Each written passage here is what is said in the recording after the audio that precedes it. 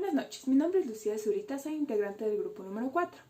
Este video se compone de dos partes. La primera, explicada por mi persona, explica el funcionamiento de la máquina de vapor de Dennis Papin, así como una breve biografía de este personaje. Además, explicaré el diseño mecánico en el software CAD SolidWorks, tanto del diseño original como el redimensionamiento que tuvimos que hacer con esta máquina. La segunda parte del video será explicada por Emily, la segunda integrante de este grupo, la cual explicará principalmente el funcionamiento de la máquina ya construida.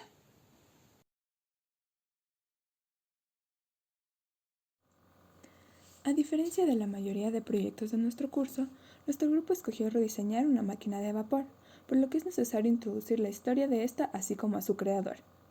Nuestra máquina fue creada por Dennis Papin. Papin nació el 22 de agosto de 1647 y falleció en el año 1714. Fue un inventor y físico francés, precursor de la máquina de vapor. En 1673 se instaló en París, donde se convirtió en el discípulo de su par Christian Huygens. Ambos estudiaron la posibilidad de aprovechar la energía producida por el vapor de agua a presión. Por esto, en 1675 abandonó definitivamente Francia y se instaló en Inglaterra, donde construyó su famosa olla con válvula de seguridad, la válvula que seguiría funcionando para el proyecto que nosotros rediseñamos. En 1687 comenzó a dar cátedras en la Universidad de Marburgo. Allí, Papin reprodujo el experimento de Huygens y construyó un aparato perfeccionado que le permitió demostrar que la condensación de vapor produce efectos comparables a los de la depresión de los gases. En un ensayo publicado en 1690, Papin relató la invención de la primera máquina atmosférica de vapor. Explicando mejor el funcionamiento de la máquina, Dennis Papin construyó un pistón cilíndrico de latón, cuyo diámetro era de aproximadamente 75 milímetros. Su funcionamiento se basaba en poner agua en una caldera de plomo tapada y calentarla hasta lograr que se evapore, haciendo que este émbolo suba.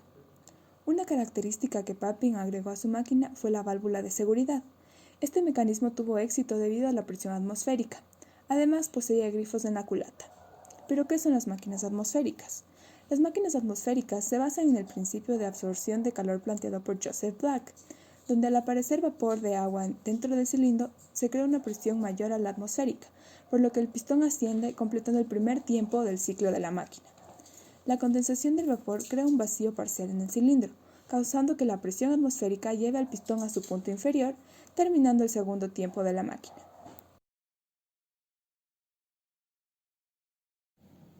En cuanto al diseño mecánico, mantuvimos todas las piezas de la máquina original. Sin embargo, tuvimos que reemplazar algunas partes por diferentes mecanismos, ya que se pretendía emular el vapor en esta máquina. Se reemplazó principalmente la válvula de paso de gas con una válvula de bola.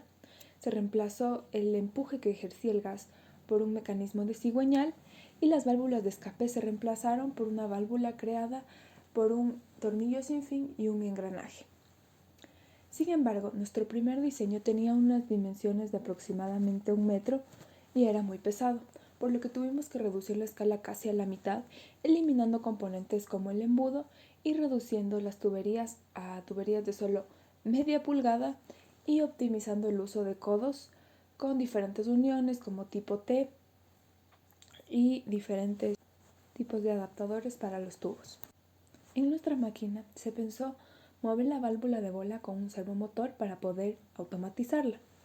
Las válvulas de emergencia creadas con el tornillo sin fin actuarían principalmente para midiendo los diferentes niveles de agua.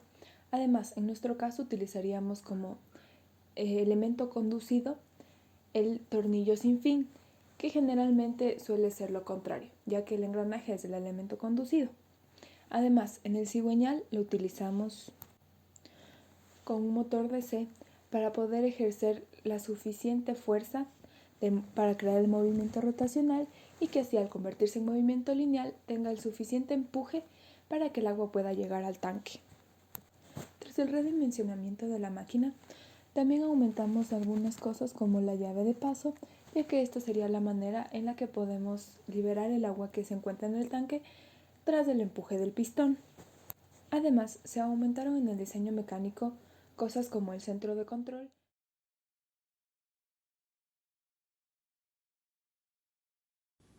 Buenas noches, mi nombre es Emily Navarro, formo parte del grupo 4 y esta es la máquina de papi. En primer lugar tenemos la caldera, que se ha convertido en nuestro centro de control de toda la máquina. Pasamos con los tubos y llegamos al primer servomotor, el cual viene a representar la válvula de emergencia que aún no ha sido impresa. A continuación tenemos la válvula de esfera, la cual nos permite emular el paso del gas. Llegamos al cilindro, el cual se ha convertido en nuestra parte más importante. Dentro de él está el pistón y el cigüeñal, que son los que permiten bombear el agua para que se vea la máquina como tal funcionando. A su vez tenemos otro servomotor que vuelve a representar a una válvula de emergencia que aún no ha sido impresa. Finalmente llegamos al tanque en el cual se almacena el agua. Se ha convertido en nuestra forma de ingresar el agua al cilindro, puesto que lo hemos adaptado poniéndole una tapa que igual aún no ha sido impresa. Y tenemos al final nuestra llave de salida, la cual podemos ver cerrar y abrir a nuestro gusto de manera manual. El panel de control de nuestra máquina se encuentra ubicado en la caldera. En primer lugar tenemos el botón de apagado e inicio, que da el funcionamiento a toda la máquina en general. Tenemos 3 pulsadores, los cuales el primer botón se encarga de encender el LED rojo y que el servo cambie de posición. En este caso, el servo viene a representar la válvula de emergencia que aún no ha sido impresa.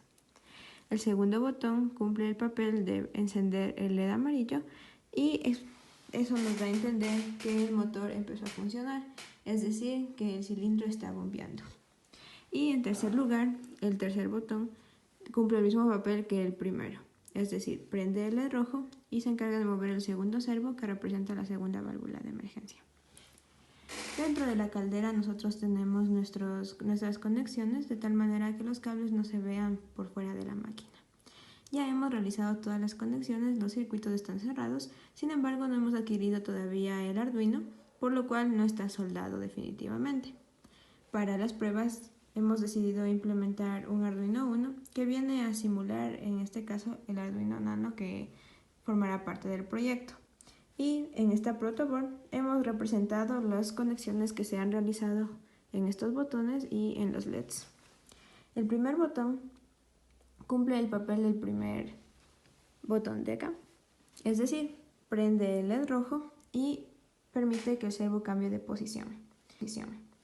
Mientras que el segundo botón enciende el LED amarillo y da inicio al motor. Vamos a ver. Como se puede ver, el LED se ha encendido y el servo ha cambiado su posición. Si yo lo vuelvo a presionar, el LED se apaga y el servo regresa a la posición inicial.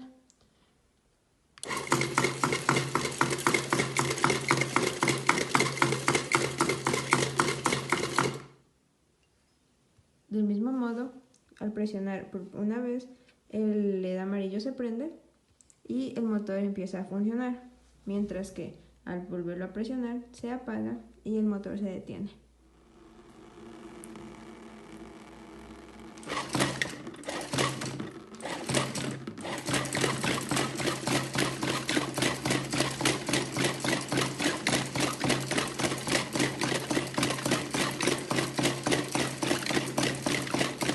Como se pudo evidenciar después de haber ingresado agua por el tanque, esto tenía una caída inicial, la cual cambió el momento en que la bomba empezó a funcionar, agregando fuerza y una presión más fuerte, lo cual tuvo un cambio de ángulo en el momento de la salida.